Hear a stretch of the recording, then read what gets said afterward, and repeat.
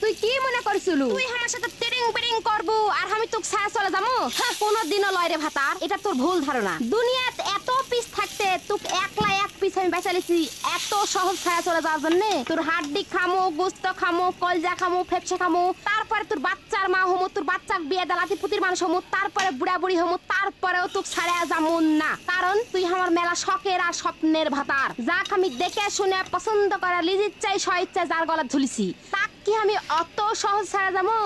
কোনদিনও লয়। এই দেহের ভিতর জান থাকবে যতদিন, ভাতার তুই আমার হয়ে থাকবো ঠিক ততদিন।